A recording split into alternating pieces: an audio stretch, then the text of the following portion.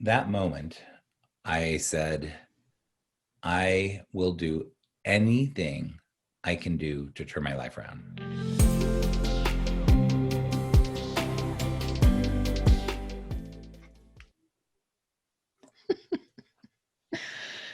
Hey, everybody. Welcome to the Tales from the Journey podcast. I'm Stephanie Zamora, and today I'm here with my dear friend, one of my favorite humans in the world, Seth Perler.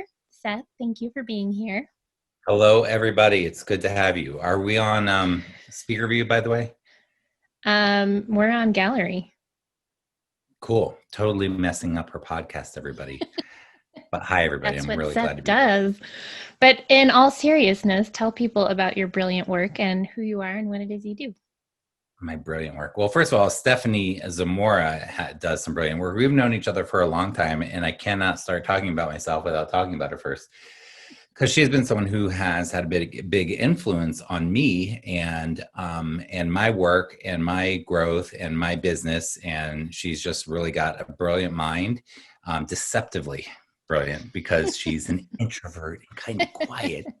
But don't let that fool you, because she's brilliant. And so anyhow, I just want to thank you, Stephanie, for putting out into the world something that serves human beings in this particular format on your podcast. Thank you. Thank you. Now tell people about your brilliant self, please. So my name's Seth Perler. I am what's called an executive function coach, and I'm an ADHD coach and a 2E coach. But what that really means is that I am passionate about education, and I am angry and frustrated that students who don't fit in the box, these outside the box thinkers and feelers and doers and talkers, these kids that do not fit in boxes well, they cannot fit in the school box well, and they end up, quote, failing. So that pisses me off. We have a system that has, as one of its metrics, you have A, B, C, D, F, is called F and fail. And that drives me nuts. And I was a teacher for 12 years. I have a master's in gift and talented education. I struggled mightily as a kid and a teenager, like you wouldn't believe. And so I cannot stand watching people. I can't stand watching animals or insects or plants suffer, but I can't stand watching young people suffer and not be understood. So my life's work is dedicated to, as an executive function coach, a vlogger, a blogger, a speaker, a blah blah, is how do we communicate to the adults who have an impact on these kids' lives, the parents and teachers and others. How do we help them to understand this thing called executive function, which seems to my brain to be at the root of most of the problems for these kids that I work with.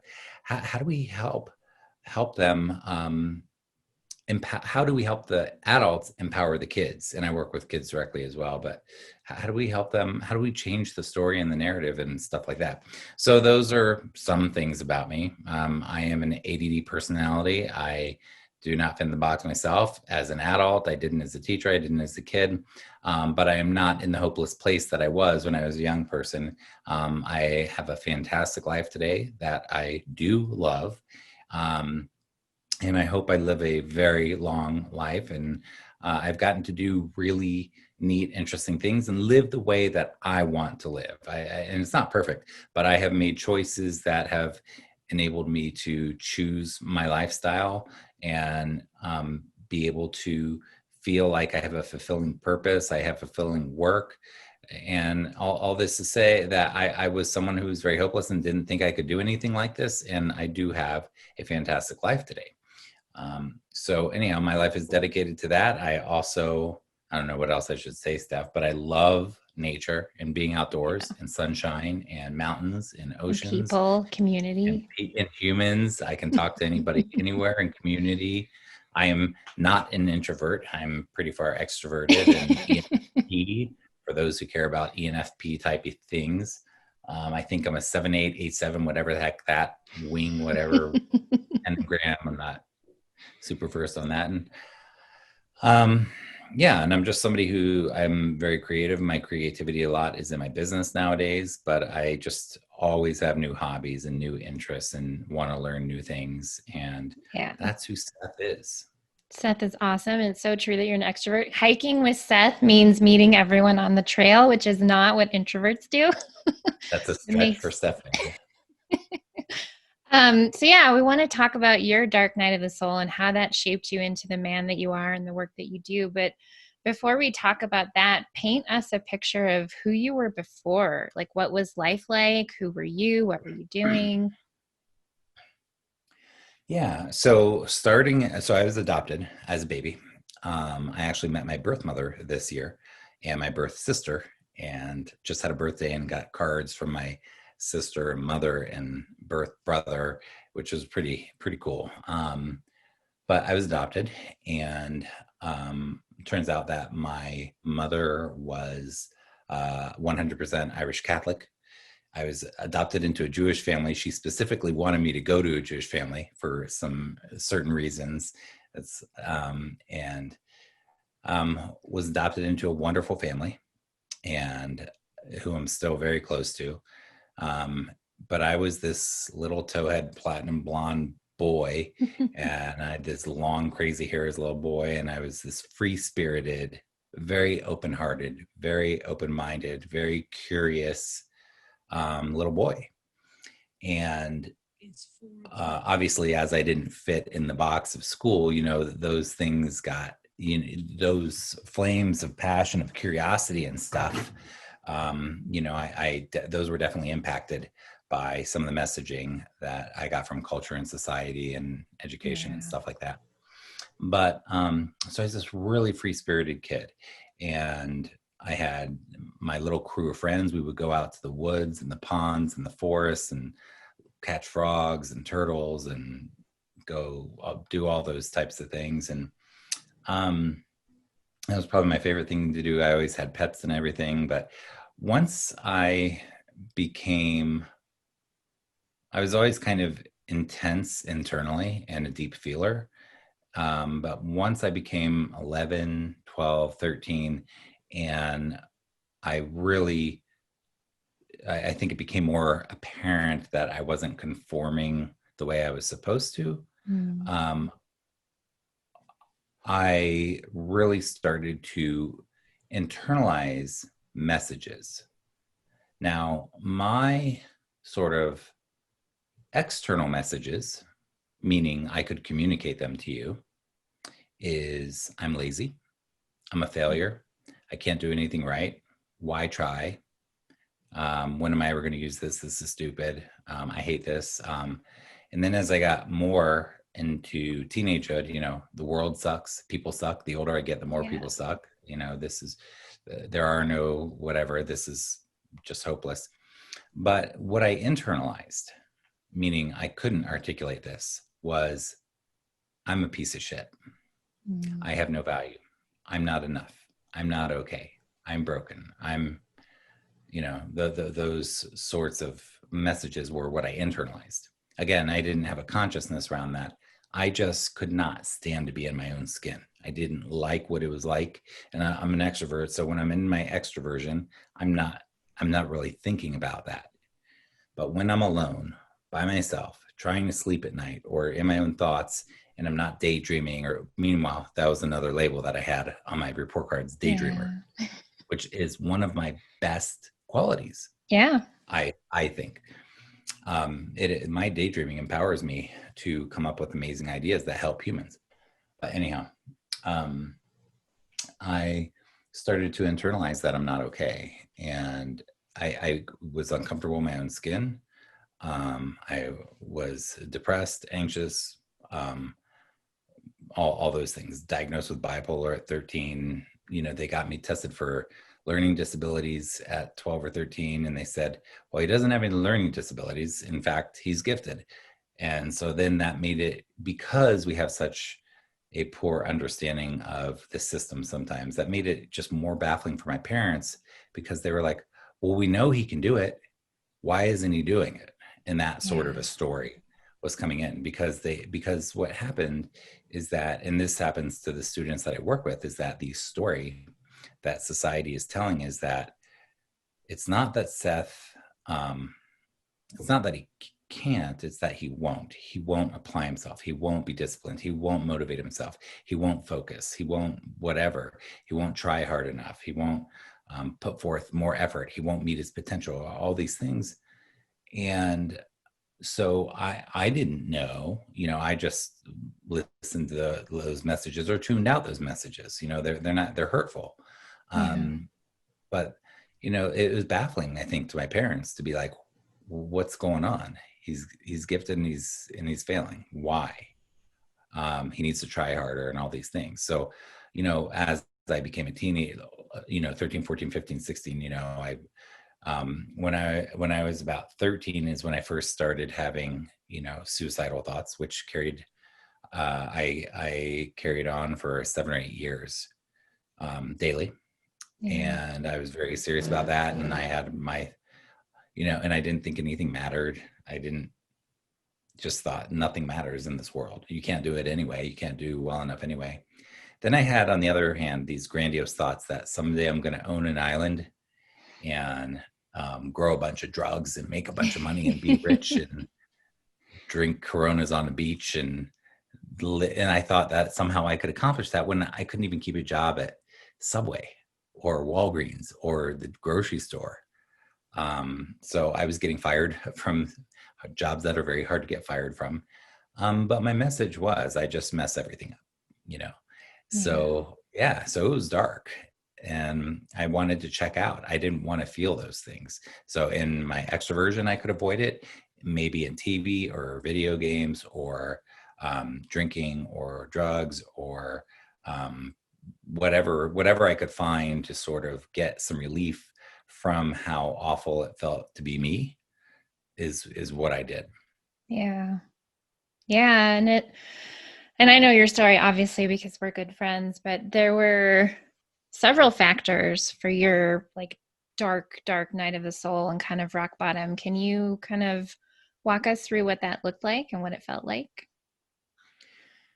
Yeah, well, I've had some different rock bottoms, but really where it started was with just, so one of the thoughts that I had a long time ago was that what it meant to be suicidal was that I hate myself so much that I want to murder myself. To murder. And I know these are dark thoughts, but you want me to share my story. Yeah. So I just hated who I was. I did not believe in myself. I did not believe I could change. I had no context for it. I just knew it felt so constricting and awful and itchy. It's like an itch you can't scratch. I just couldn't turn off. I'm a thinker. My brain would always go, and I just didn't know how to tame it, didn't know how to turn it off. So anyhow, I start getting in trouble and a lot, or not getting in trouble and doing things I should have gotten in trouble for, but I was good at not getting caught or blah, blah, blah. So I started doing a lot of bad things and just hating on me. And I would never let you know it. I would act like I had my shit together and like I knew what was going on, like I was in control. And, if I was talking to my friends, I'd act like I'm so confident, but I'm a victim. The world sucks and people suck. And my parents did this and the school did this and they fired me. Those stupid people fired me because, and I was just a victim. Nothing was my fault. And now I try to live by the 100% responsibility principle. If there be fault, let it be mine, and doing my part. But at the time, total victim mentality. So life felt hopeless and awful. And I just wanted a pause button. I wanted to take this spinning earth and click pause and just stop for a minute and just step back and take a break, but I couldn't do it. So I felt like I was like, there's a term, a loose cannon on a rolling deck. Like I was just like, I didn't know where it was that I was going to go crazy. One Flew Over the Cuckoo's Nest had a huge impact on me when I was 13. But I mean, that imagery, I was like, I'm going crazy. I don't know what the line is that's going to push me over the edge. I don't know what the edge is. I don't know what's going to happen. And that's how life felt for me. Yeah. Not all the time. Like I said, when I was with people and stuff, I'm acting, I'm not stuck in my monkey mind of inner critic and negativity and all of those things. So, so at some point when I was in my early 20s, I hit rock bottom. And what rock bottom was for me was that I knew that my choices and my behaviors and my actions could get me killed, could get me hurt, could lose my family. They were done with me by this point. That was actually my bottom. Could put me in an insane asylum or institution or whatever my mind thought of it was at that time. Like, could put me in jail. So I knew that I had very, very serious negative consequences right around the corner. But it was really when my family, my brother, my parents, I'm close with my brother, when they were like, we're done with you. And I already felt like I couldn't do anything, but like I knew as something new at that point that on my own, I am, there's a term called learned helplessness. Like I don't know how to do, I don't know how to keep a job at Subway, you know? Yeah. So I was very hopeless. And when I hit that bottom, I made a decision, and it was a Sunday. And that day I did some reflection. And I need to tell you that I was drunk and high a lot. I was checked out. By that time, when I was in my early 20s, I was checked out as many hours of the day as I could be. Yeah. And that moment, I said, I will do anything I can do to turn my life around. I will do anything. And in my mind, I said, I'm going to do anything anybody tells me to do that's positive for 3 months. I'm just going to do everything somebody tells me to do. And I'm going to stop listening to my own mind because I cannot trust myself. I cannot rely on my own brain. I cannot rely on my thinking. It lies to me.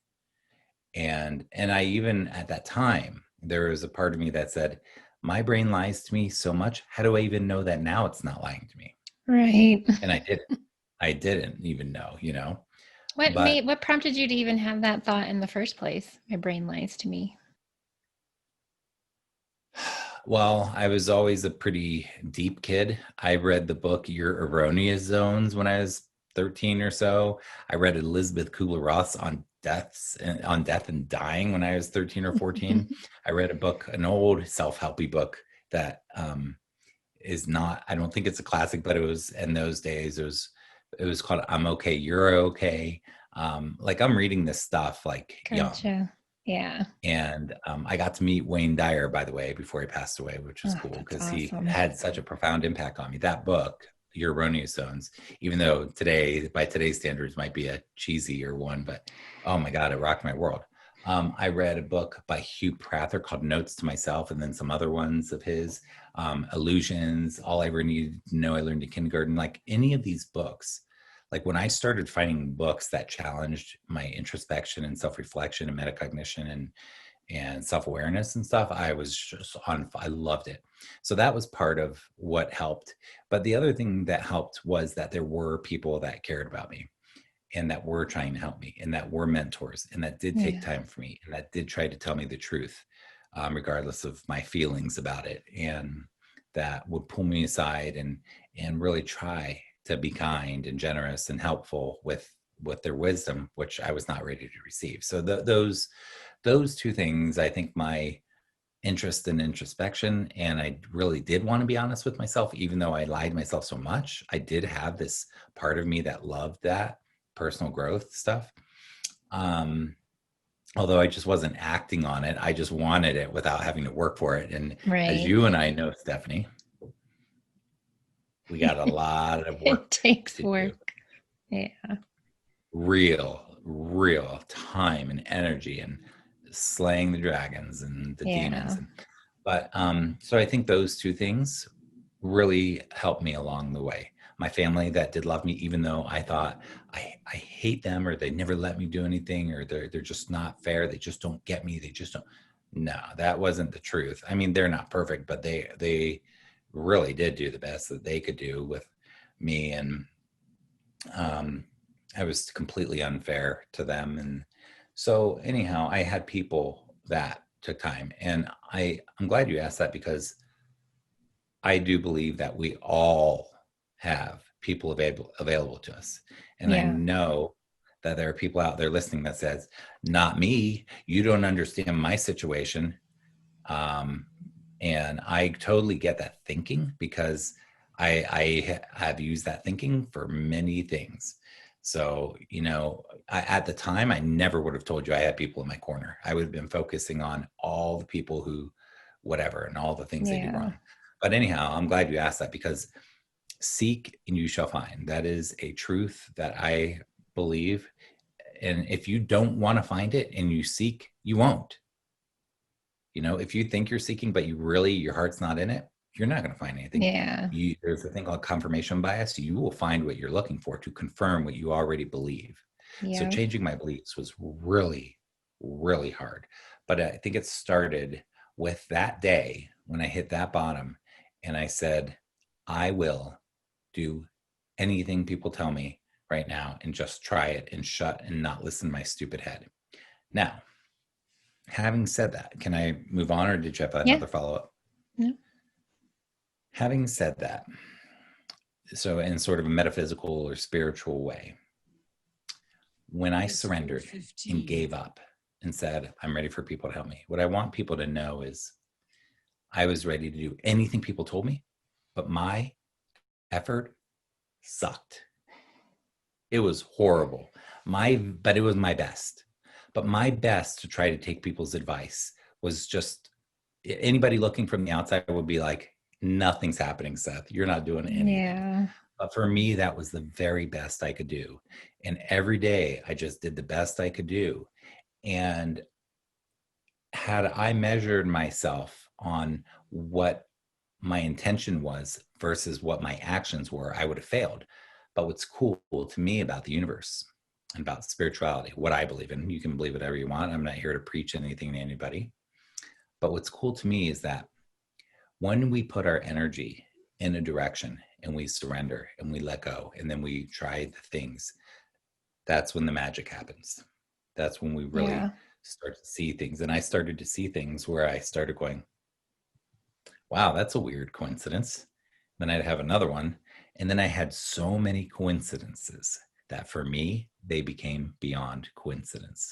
And that was sort of a big part of my awakening, was that I Yeah. was saying, wow, when I try, however awfully I do it, to align with some greater purpose or whatever you want to call it, when I try my best to align with this thing, I have no idea what it is, even to this day, something happens. Something magical happens. Coincidences, transformations, growth. It's just, I Yeah. cannot explain it, What but I was your cannot deny it. relationship to that sense of whatever we want to call it, but that sense of like a higher power or a greater energy before all of this? Did you have a relationship to it? Probably up until the point I was 4, I think I had these sort of bizarre spiritual indigo child experiences. And then I went to a Jewish school from kindergarten to 8th grade, so 9 years, and prayed every day, put on tefillin, like did all the things, studied the Torah. Not once, not once when I prayed did I ever contemplate that there was actually something there. I don't know why, but I just never connected a dot. I was just like, oh, we have to say these things or learn these things. But I didn't have any sort of belief or relationship. As I got into high school and I learned about the word agnostic, I was like, that's me. I can be an atheist 1 minute, an agnostic 1 minute, a believer 1 minute. Who the hell cares in 1 minute? Like that was perfect for me. I'm like, I don't know. Who am I to know what the hell is going on with this crazy universe? Yeah. So that was my relationship before then. And then the more I hated myself, the less I wanted there to be any sort of a power, because I believed that if there was, then I'm going to hell. Mm. So I just had that internal belief. So that was how it was before. And then after, when I started changing, a big part of the surrender was I started to pray. Now, I don't really care what any of you call praying. I'm going to tell you what I did. I, I had a ceiling in my bedroom with the popcorn texture. I would look at that ceiling every night and I would say, "Hey, God, what's up? This is Seth." You probably know that if you're God. I don't really know if you're there, but I'm going to pretend you're there for a minute. Help me out tomorrow. And, and then I'd wake up the next morning, look at that ceiling and be like, "Hey, God, what's up?" And I started like having this dialogue with whatever. Yeah. And I still to this day, I pray or manifest or meditate, or I do legit meditation where I actually sit and meditate. Yeah. How would But you what I go ahead? No, go you. I was just going to ask, because you talked about surrender a few times. How would you describe what surrender is to someone else? And also, what did that like really look like for you? So I think what people misunderstand about surrender is they think that they have to do it perfectly. And I think what it is it is not an event. Even though I had a big event that spurred surrender, it is not an event. And I think people who think that and who are waiting for it or looking for it are wasting their time. So I think that for me, and I everybody has their own experience. So I hurt and I didn't want to hurt anymore. And I also didn't want to die because I could have ended the hurt by dying, Yeah. but I didn't want to do that at this point on that day. So for me, it was asking for help, whether it was from a God or the universe or the Great Spirit or this popcorn ceiling, or whether it's from my parents or whether it's from mentors or whether it's from a person at the grocery store or on a park bench. Asking for help is surrender, saying, "I don't have the answers. Will you please help me?" Yeah. But the thing is again, it's not an event, it's a practice. You ask again and again and again. And with your confirmation bias, I can say, "Oh, that didn't work. Oh, it doesn't work for me. Oh, that's stupid. Oh, I can't meditate. I have ADD. Oh, blah, blah." Whatever, my brain just wants to find resistance to everything that is good for me. Yeah. So it's that sort of continuing to surrender over and over and over, and reading books. People have studied these things. So why not Yeah. learn from other people's wisdom, asking grandparents, whatever, with the wisdom is out there if we seek. So Yeah. I love that. And you've mentioned mentors a few times too. And that's something that we talk about in journey mapping, because like the structure of the conversations of this podcast kind of follow that hero's journey and the journey mapping process. And so one thing that I talk a lot about is the role of mentors, both externally and internally. So what were some of your mentors and how did they really help you? yeah, probably most of my mentors don't know I exist. I'm a fan of Seth Godin. I consider him a Yeah. mentor. I met him once, gave him a handwritten letter. He looked at me like I was crazy. He probably didn't look at me like I was crazy, but I'm so grateful to him. But I consider him a mentor. I consider you a mentor. You have mentored me. So people, I think, overthink that too, and think that it's like a marriage and they have to find the perfect whatever. That's not what it's about at all. Sometimes the most Yeah. surprising person can be your mentor, meaning like somebody you completely underestimate.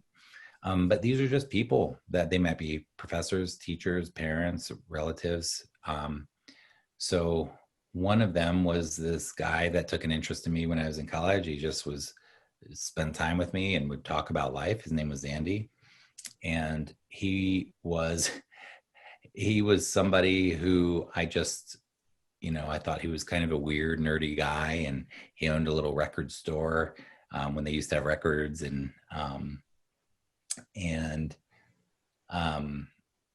so I just but there's something about him that I was like, I don't care what I think about the guy. The guy's happy. Yeah. And he was a mentor. And like one day I was complaining about my girlfriend, and we're talking, and I'm just like talking about all this stuff. And he goes, Seth, do you make your bed? I'm like, what does that have to do with anything? He's like, why don't you start making your bed? And I'm like, you're not listening to me. Well, I started making my bed, and Seth style. I did not do it every day. And when I did it, I barely did it, but I would like at least pull some, and it had nothing to do with the issue, but it had everything to do with the issue. Yeah. So there's a surrender where I can start a discipline, and I'm not disciplined. So, but for me, that was more discipline than I had. And that there are other lessons that are related to the girlfriend thing that come through that. And so, Yeah. so I've really had, I consider that I have a lot. I mean, our whole mastermind group that we were doing, like I would say everybody in there is a mentor. We come with a common desire to grow our business and ourselves, and magic happens. I think when we find people who are aligned with us and who push us and tell us the truth, and even in that group, even the hard truth, we might rip each other's stuff apart or really support each other, but or really I rip each other apart with love intention. We're like, your website, blah, blah, blah, you're missing the mark.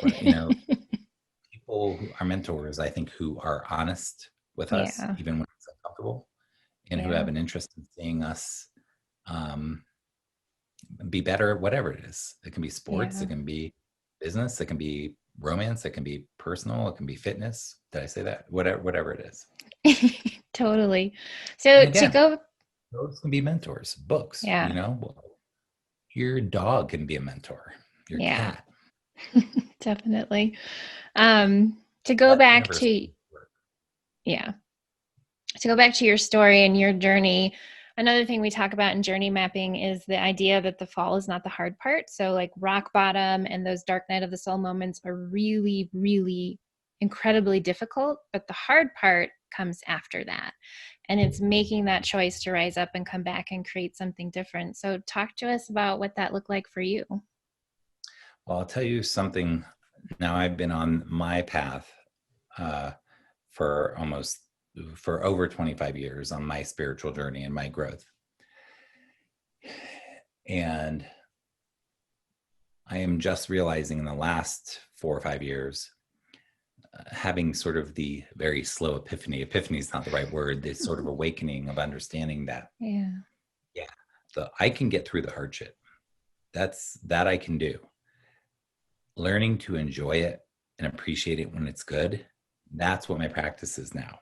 And I wouldn't say it's hard, but I would say it's harder than getting through the hardship, is learning to enjoy and appreciate really what's good. So with the confirmation bias, we see, or with the reticular activation system, or whatever we focus on is what we see. In order to focus on what's good, it takes practice. I mean, I work so hard on shitty attitudes. I worked so hard on depression. I worked so hard on anxiety and fear thoughts and inner critic. And I mean, I didn't think of it as work, but I practiced every day every day, those thoughts that kept me stuck. I worked very hard. It's a practice. So to change that takes a long time, and it takes a lot of practice. So now my practice is really, and I do find it harder than just getting through the hardship, is to enjoy and be present for the good stuff. So I'll say that. And I will say that the two things that really helped me, so there was the hitting bottom, there was the deciding to surrender, continuing to surrender. But the two things so one of my mentors used to call me impatient. And you know me, I am not an impatient person. When it comes to weird things, like, if I'm in a line and somebody has like 20 items in the 10 item line, I am very impatient. And in my mind, I'm like, that person is such a jerk. Oh, they're probably going to pay with back. And, I'm thinking thoughts like that. I'm going to go key their car. I'm not that bad. I don't say anything. I don't huff and puff. I'm not a jerk. I'm not an impatient person that way, but I am impatient. I want my spiritual growth now. I want my career now. I want my Yeah. relationship now. I want my house now. I want my goals now. Blah, blah, blah. So, two things. Patience is the key for me, meaning it is not on my timeline. And I cannot be successful with patience without persistence. My lack of patience wants me to give up and say it doesn't work. And this is stupid. And this is a waste of time and blah, blah, blah. I want to be, if anybody's watching this on video, you can see I'm like Charles Atlas here. Just kidding. I want to be like Arnold in like 6 weeks, like tell me to work out. You clearly do not do that. But if I had patiently been doing that for 20 years, I would be in the physical shape, but whatever, that's just an example. But patience and persistence with my spiritual path, with my life path, with my life's work, with living in integrity, with feeling better, with letting go of the inner critic, with depression, anxiety, patience and persistence. I have to keep going even when I think it doesn't work. There's a saying, don't leave before the miracle happens. So and I tell people this a lot when they're going through stuff, but when I'm going through stuff, what I know is that when I'm really in the darkness, there will come a day when I turn back and say, oh, I'm not there anymore. And it's when you're in it, it seems so far away. I've seen you go through some serious darkness, and I'm sure when you were in it, it felt like it was like years away. And it was. Yeah. Years away, months away. But if we move in the direction, we will come to a day when we turn back and we're like, I'm not there anymore. And we have to be able to appreciate that when it's there. So there we go. Patience and persistence. And then the hard part is when you're on that wave, really being present and enjoying it when it's good. Yeah. So true. You're so right. I actually was talking about this the other day. Something that gets me through hard moments, even if it's small things. Like I remember being at the dentist once and the numbing was wearing off and it hurt. And just thinking at some point, I'm going to be on the other side of this. Like I'm going to be walking out and my mouth will feel fine. But right now I have to live through it. And so it's kind of like this anchoring in that future moment while being in the moment. So it's an odd balance for sure. Yeah. Yeah. Yep. And we have tools and have to use them. Talk to us about how that dark night of the soul really shaped you and how it's led you to create the life you have and the business you have now. Yeah. Well, I think that, it shaped everything. It was the seed. So everything I have today is based on the worst time in my life. What I would have told you was the worst time in my life was the most pivotal, most perfect time in my life. Yeah. So,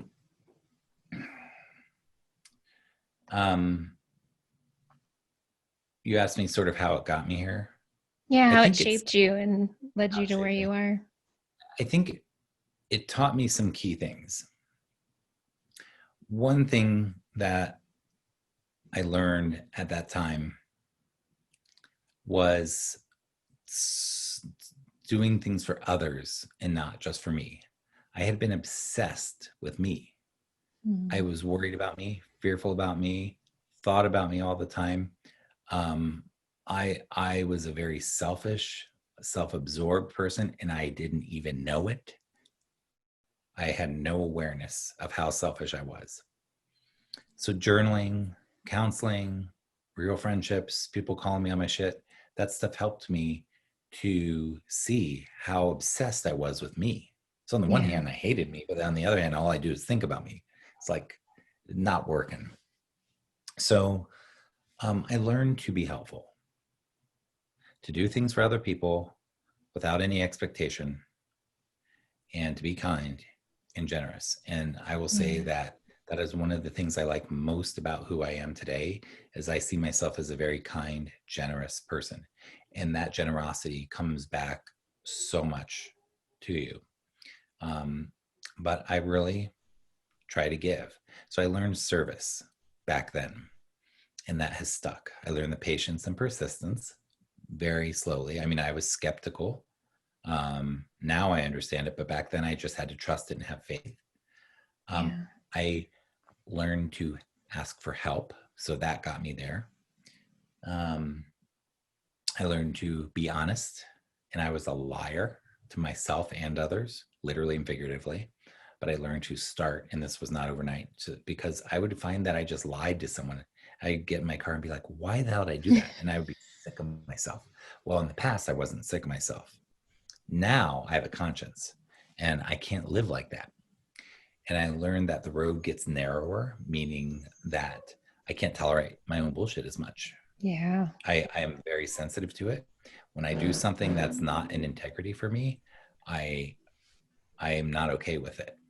So those are some of the ways that it's shaped me. I mean, I could go on forever. I know we're going to wrap up in a minute here, Yeah. but How did many of it the lead ways. you into your purpose work? Oh, that's good. I mean, I'm so lucky because I will say this, because of service. I do think I'm doing what I was born to do. But because of service and focusing on others and surrendering, I think serendipitously, I got this stupid job from a newspaper. We used to have these things called newspapers. You look for a job, and I got a job working with kids. And I fell in love with it. 6 months into the job, I realized that every day.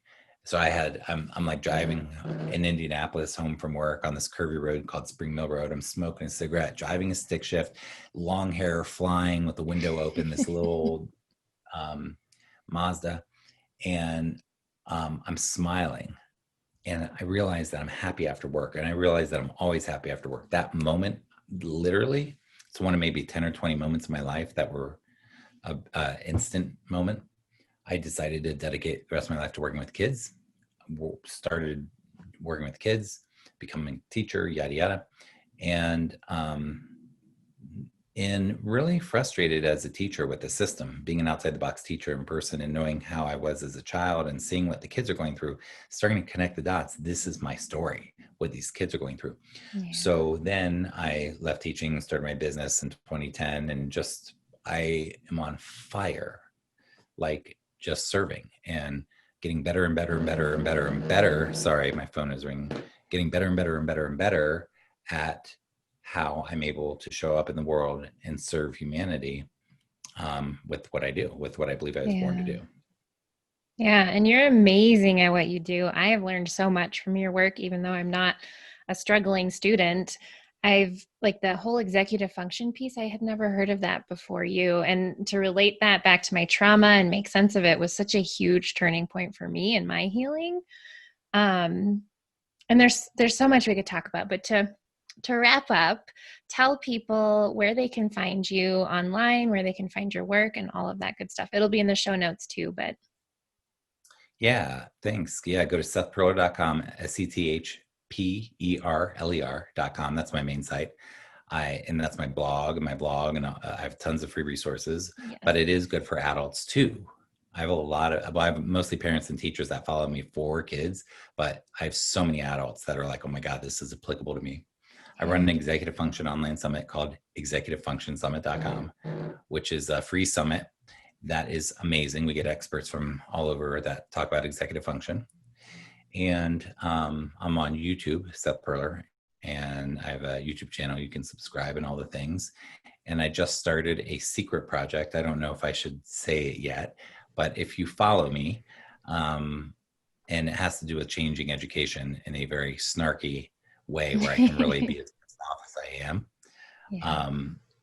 And that is coming. We just got the website started today, Stephanie. I'm super, you've heard me talk about this for 5 years. So that is coming, and that's where you can find me online. Yeah. Well, thank you so much. I so appreciate Colorado, but then you can find me in Maui after next month. Don't find me in Hawaii.